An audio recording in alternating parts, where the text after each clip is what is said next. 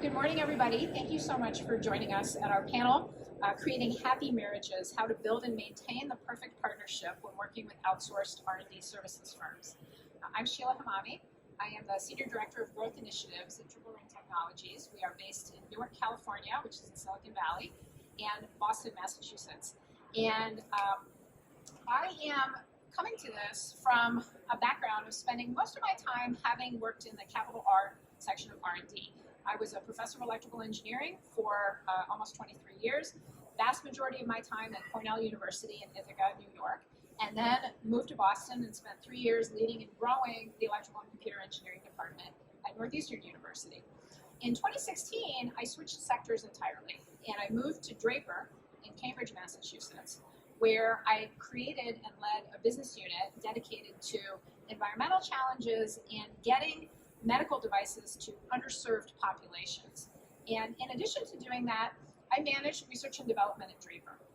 Now, this was in a wide variety of areas, ranging from advanced electronics to space systems and a lot of biotechnology solutions. And in doing that, I spent my money both internally on our own groups to do R&D, but also outsourcing. And sometimes I would go out because we wanted to bring capabilities into Draper that we just didn't have in-house, and we needed to facilitate some of our internal R&D projects. And sometimes it was a resource question. We just weren't capable of doing what the outsourced firms could do at the time point and the price point that we needed. So following time at Draper, I've joined Triple Ring Technologies this year. Triple Ring is a company of about 100 life scientists, physical scientists, and engineers. And we solve challenges in these areas ranging all the way from concept to transfer to manufacturing. And we also provide platform development, tool development, and platform support for people who have needs for platforms along the way to what they're doing.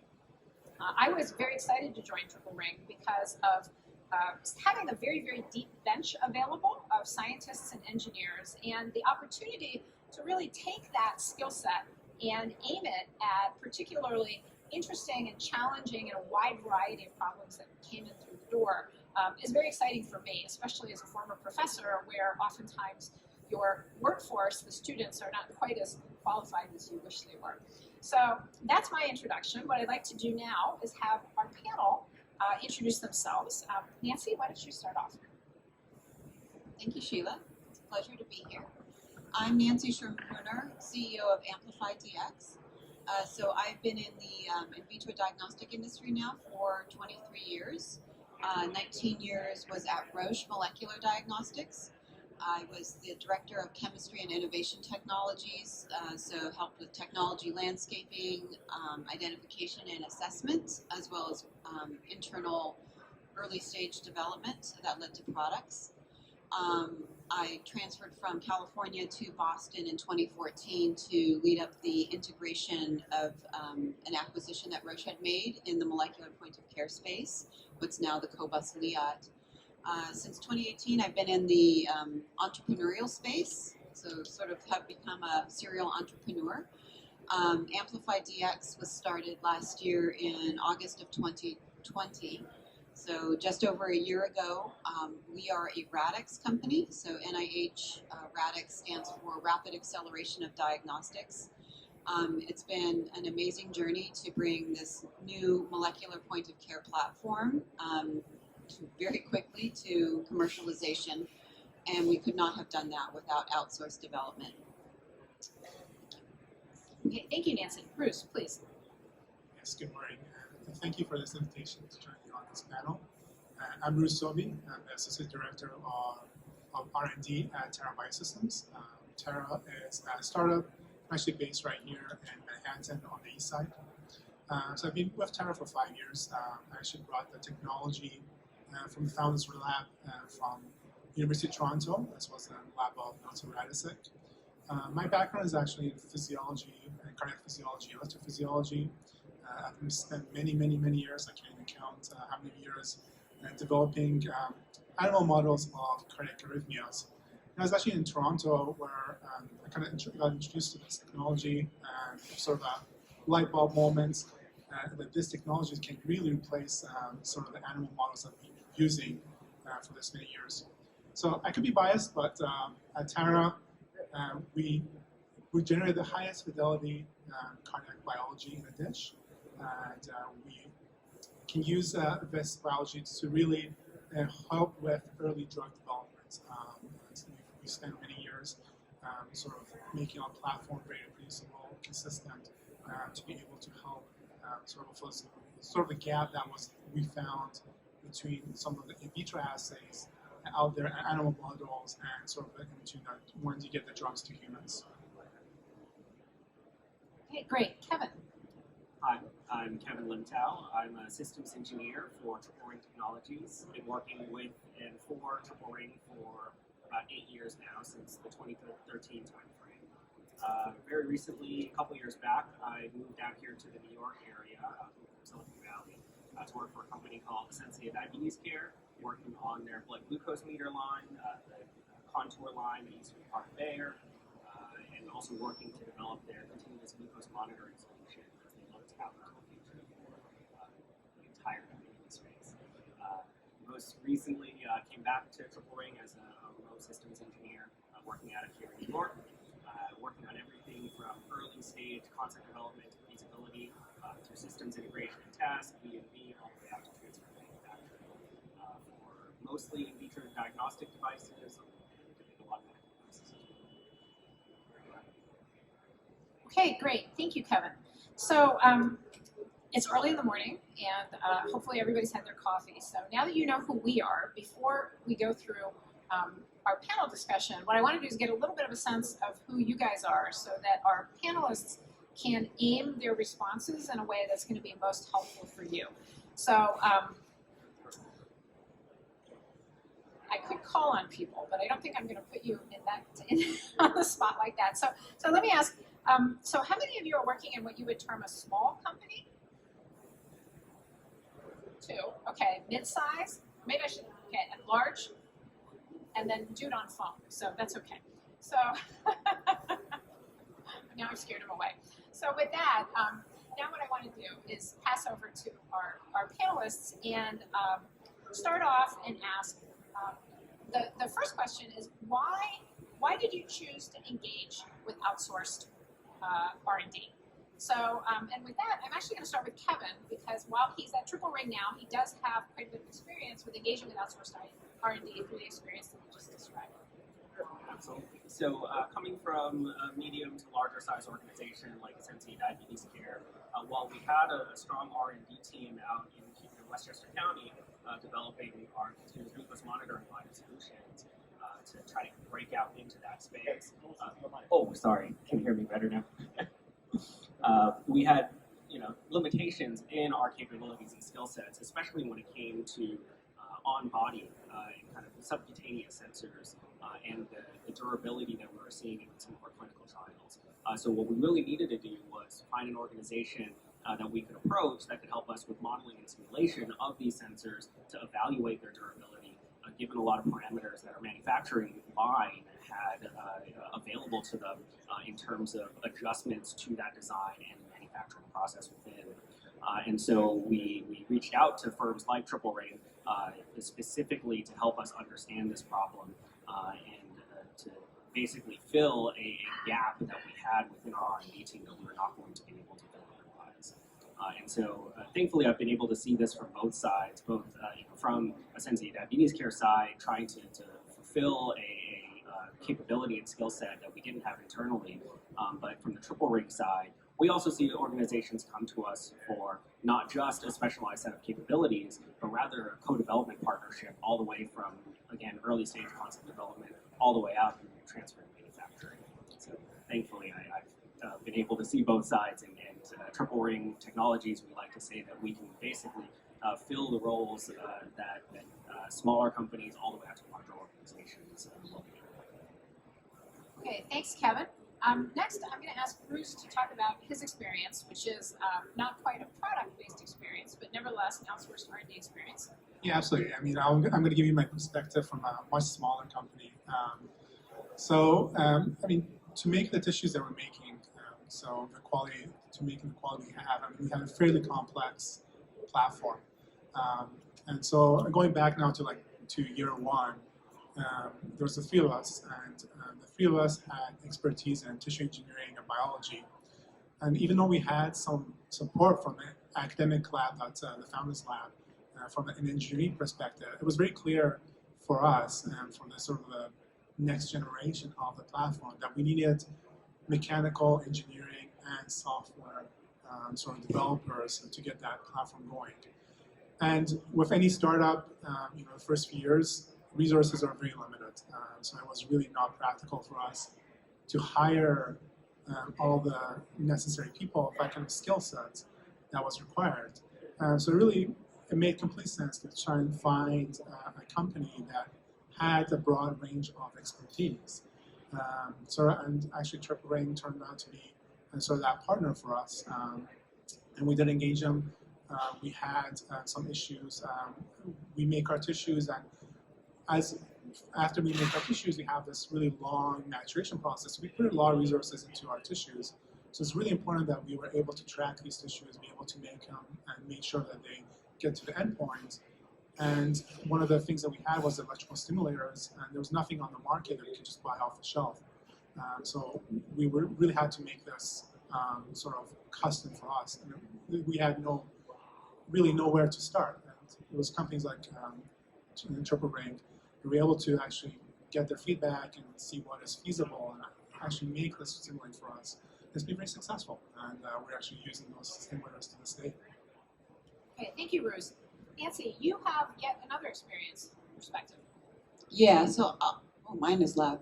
I'll talk from the perspective of a small company because outsourced R&D is the bread and butter. That's how you have to do it. There is no way that the small initial founding team will bring all of the skill sets that you need to develop your product, and very importantly, to raise money.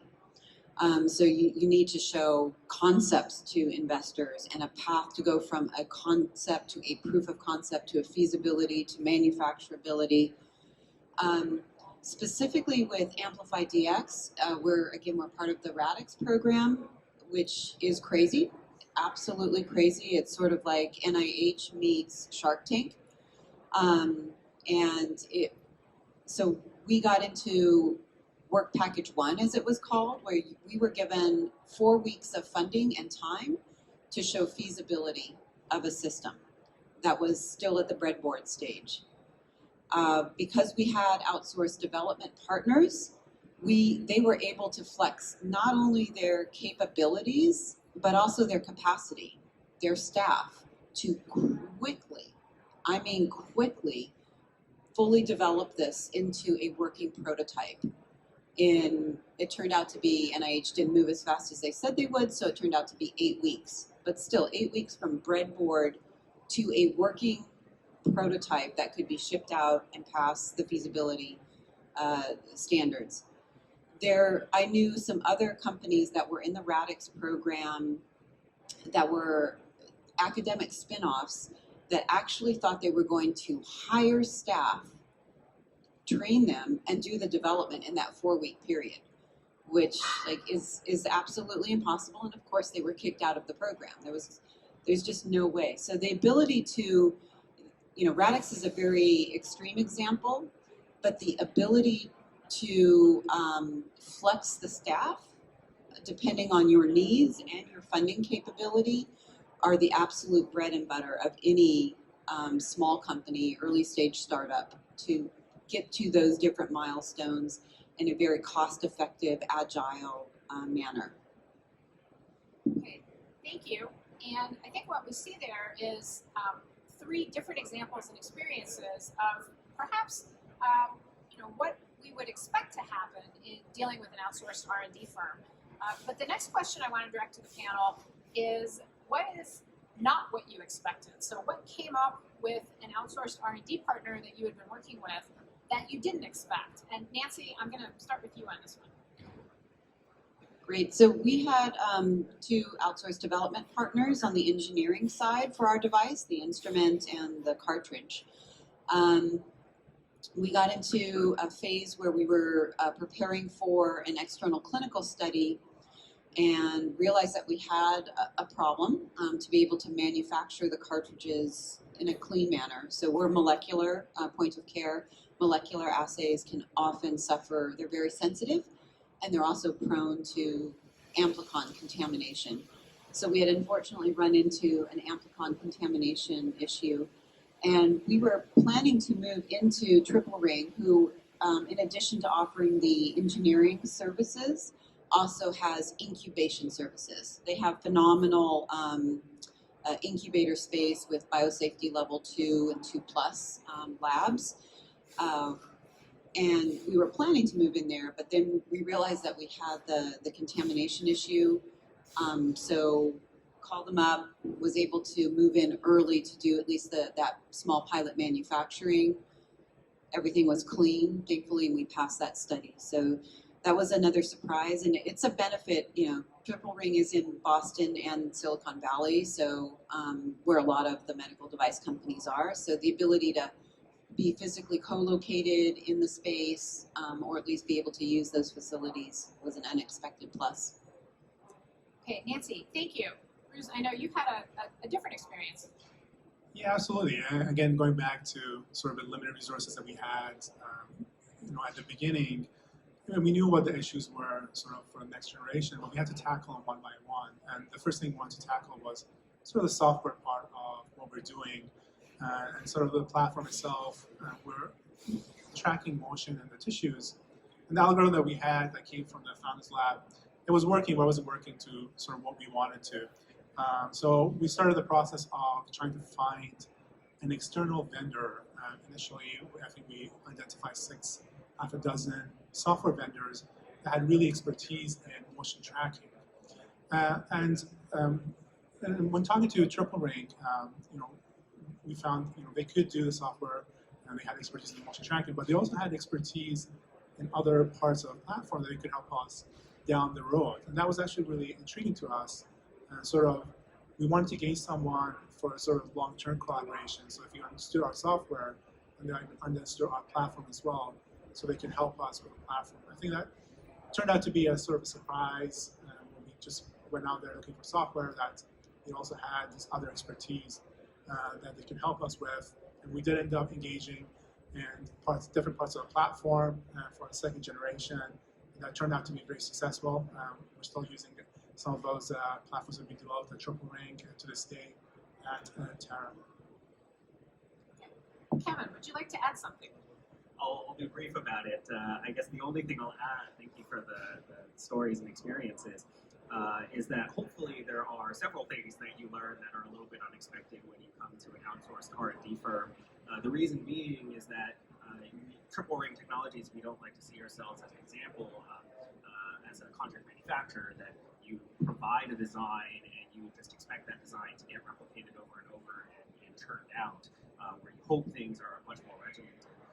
When you partner with an outsourced R&D firm, the expectation is that you're coming in with a lot of unknowns when it comes to certain experiences with particular technology that you're hoping to kind of foster outside experience for. And so what we see a lot of the times, for my example in sensory diabetes care, is we learn a lot about subcutaneous sensors and where stresses are formed. That really informed a lot of things that we just didn't know about that design space. In a very kind of pleasant experience to know, how we needed to adjust and modify our designs to better help manufacturing and durability. Okay, thank you, Kevin. So we've talked about sort of the outsourcing R&D from an abstract perspective. Why did you do it? What came up that was unexpected? But I think as everybody's alluded to, these are not necessarily relationships where you just add water and stir and everything is magical and 3 puffs of smoke come out and there's your device. So it is like any, going back to our title, happy marriage. It requires work and input from both sides. So the next question that I want to pose to the panel is, how do you structure a working relationship with an outsourced R&D partner for success? Because that is just, we've all worked with vendors that things have gone south. So on this, I want to ask Kevin to speak first, because this is something that he's exceptionally good at. I appreciate the words of confidence there. I'll say that one, encouraging aspect, I suppose, of the pandemic is that working relationships with an outsourced R&D firm have become almost a lot easier nowadays than they have been in the past. I was just talking to our co-panelists here earlier this morning that with everyone working remotely, what previously used to be an outsourced R&D team that you provide informal inputs to and you expect very formal outputs, now teams are so much more integrated, and that becomes incredibly efficient when it comes to just sharing information together. At the onset of a project, you can it's no longer here's a VPN to connect to our on-site servers, and you can only access them at certain times of day or what have you. Now everyone is just Teams instant message away. Everyone's using the same box folder structures or share files. It becomes so much easier to collaborate and be efficient in these kind of critical efforts. Okay. Rooz, do you want to add anything? Yeah, sure. From my perspective, I mean, communication I think is key to sort of these successful partnerships with R&D, especially with complex problems such as ourselves. We had weekly meetings, and on top of additional to the weekly meetings, we had direct access to the engineers that were working on our projects, and we could communicate back and forth if any issues came up. And it was really during those weekly meetings that we could see where we are, how much of the project is accomplished, are we actually meeting our goals, what else needs to be done, was there any surprises as they worked on it that were unanticipated that we could tackle. But again, this was prior to the pandemic. I think it's become a lot easier. It's in everybody's vocabulary. I think Zoom, from 4-year-olds to 9-year-olds, everybody knows what Zoom is.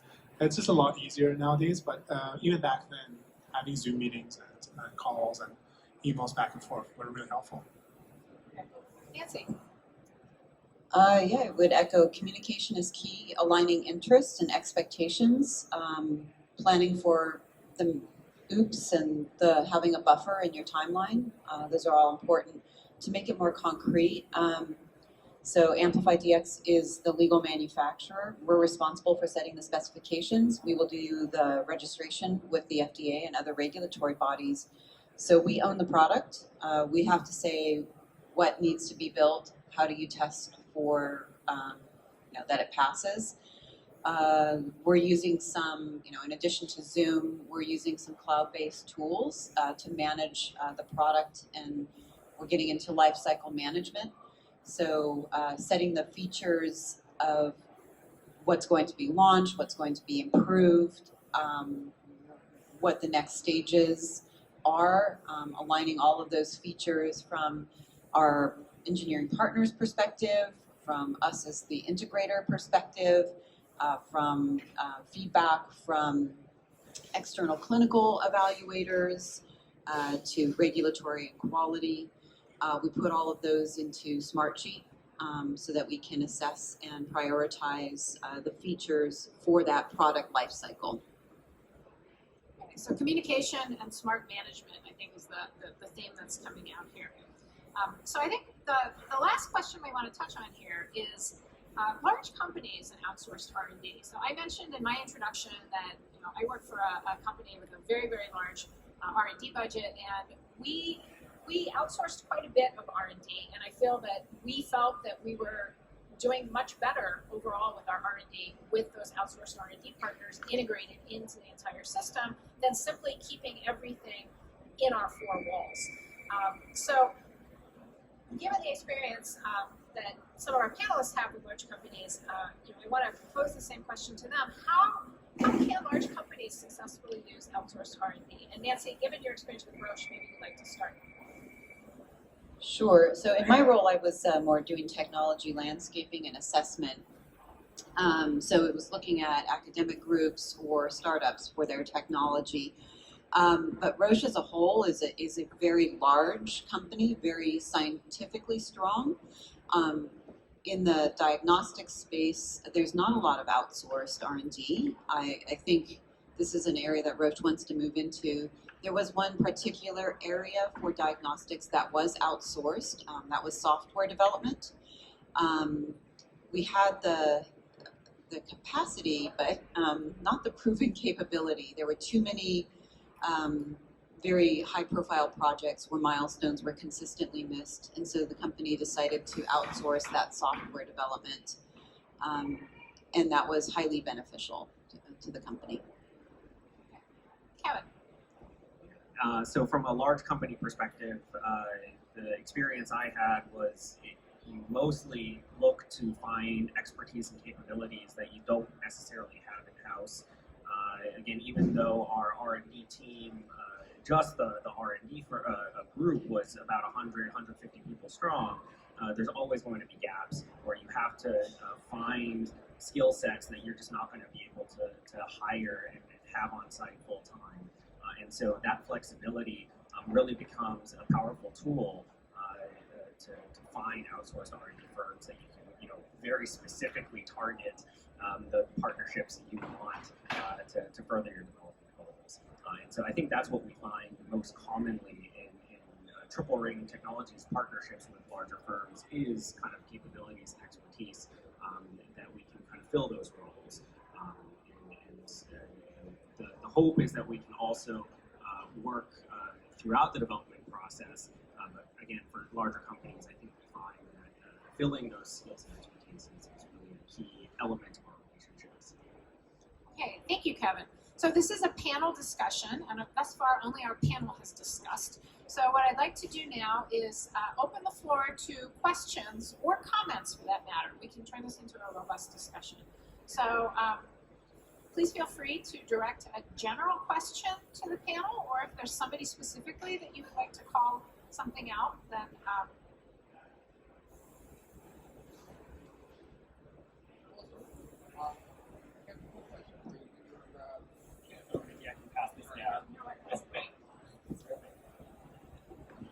Kevin, I'm Gerald McKibben with Biosystems Diagnostics. Oh, sorry, you might need a little bit closer. It's we're a coagulation company, research and development all the way through to commercialization, basically in Canada. Quick question for you with regards to work and scope, when you actually design the scope, what's your point of difference that you're trying to do for your company versus other companies that are looking at the R&D space to satisfy needs of the other panelists? What are you really trying to set up? What is your point of difference, and what is the key factor that they're looking for in the beginning part of the stage? I understand the nurturing stage as you walk through the process, but what are they really looking for up front? All right.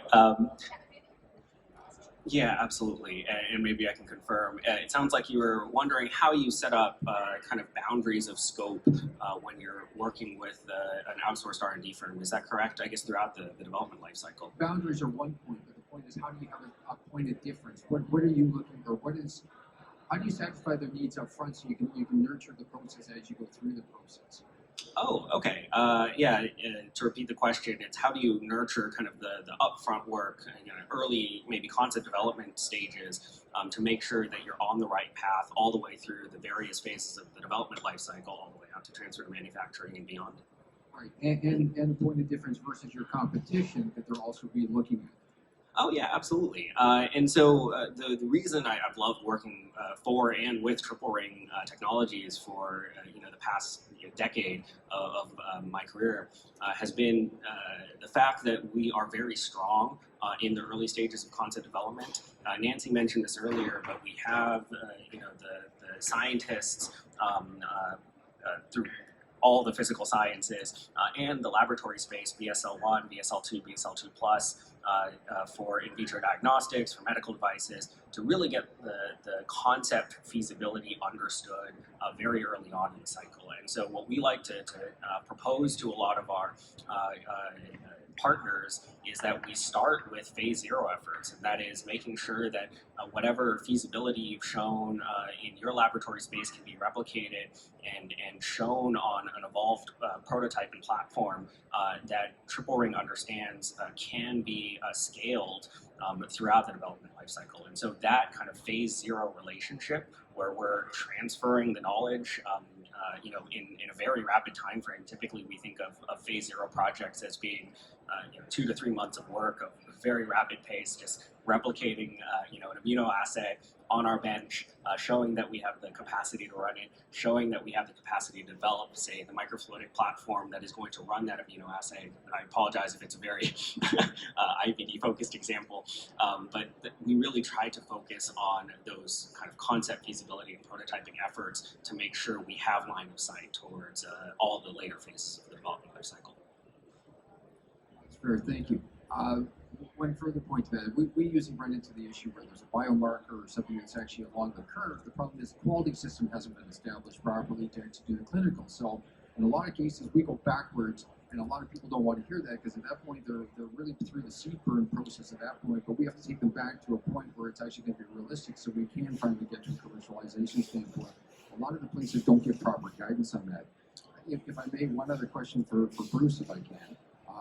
When you were with I'm from Toronto. When you were with U of T, were you actually using Mars TAP, or did you actually do U of T development independently? And actually I was doing a postdoc at U of T at the time, and the company was virtual at the time, and they had some contracts, and we were doing part of the contract. So that's sort of how I became involved with the platform at that time. Okay, no, the real question I was trying to get to is with Mars and the incubator systems that are out there, it's funny right now is they want the help, they want to get, and Mars has actually changed their name to TAP now because they've actually understood that a whole bunch of great ideas never got to the commercialization standpoint, so now they're forcing commercialization back in there to really push the cycle through faster.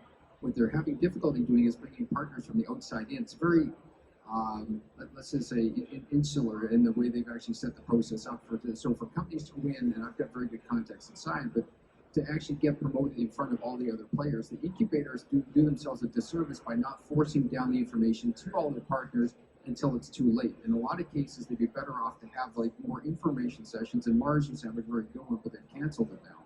So they used to have it so they would develop it so you could actually see this as development stages before you get to the critical point where you're actually burning cash too fast.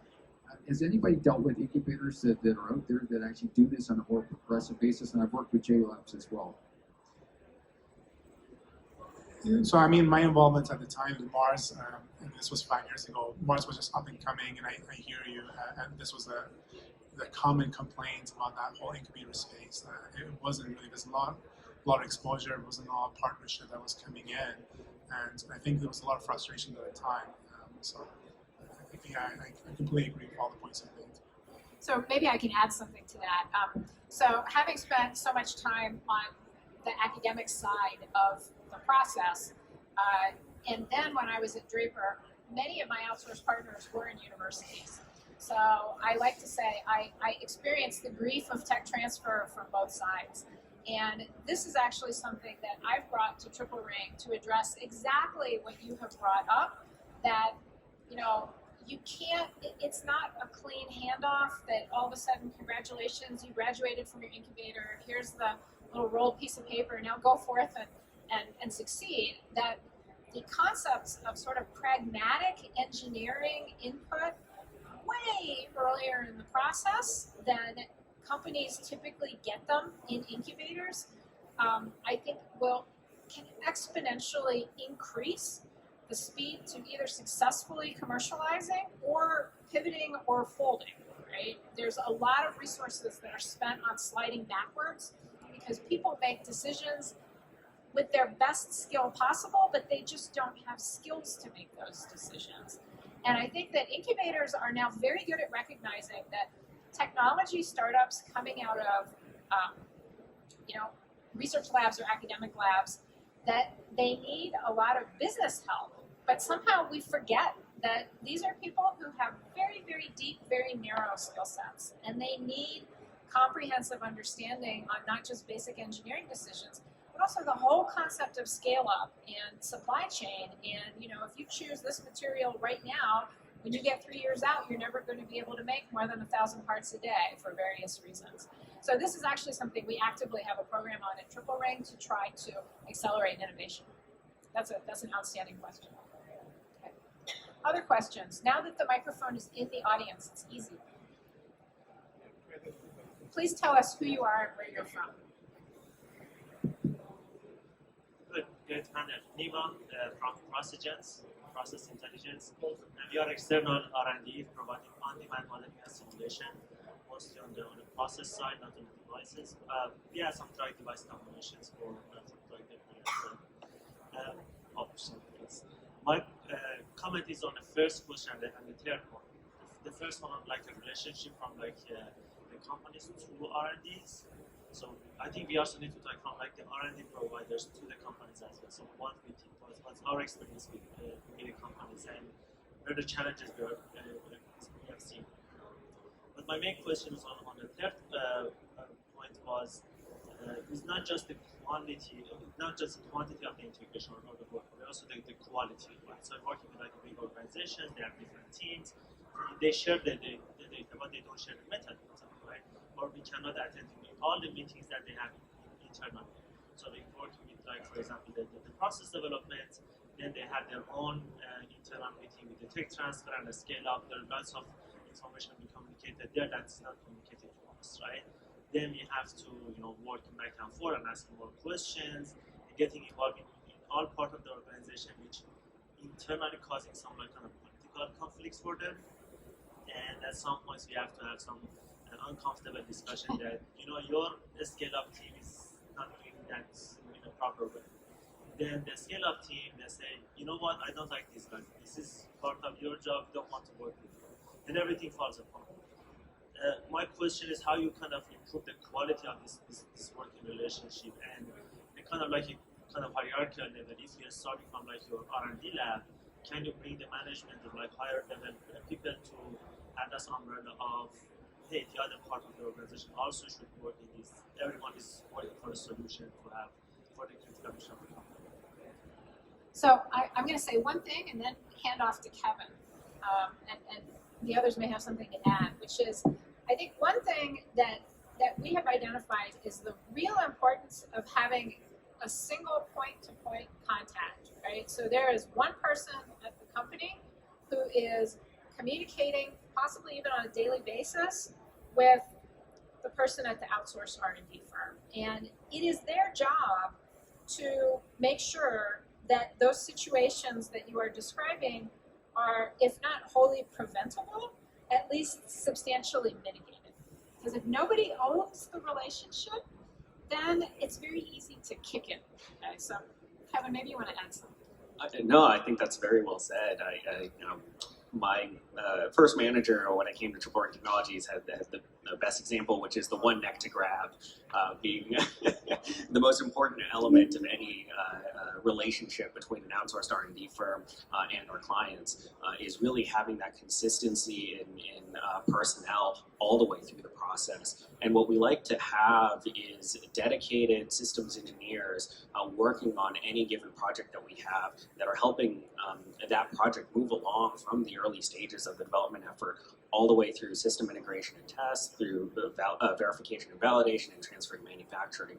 And that emphasis on systems engineering, as a systems engineer myself, I'm just always excited to see kind of that emphasis at a company like Triple Technologies, because you need that kind of systems mindset and understanding to help translate the very early stage science all the way through your kind of engineering and contract manufacturing, and have that kind of robust documentation set that is guiding you through that entire process. I think that's so important. And when we think about internal initiatives at Triple Technologies, not to maybe dive too far into the weeds, but understanding who my audience is for the systems documentation I put together is really the other engineers on my own team, to say this is what outputs I need from electrical design, from mechanical design, to make sure that we're gearing up and we're ready for the verification step immediately thereafter.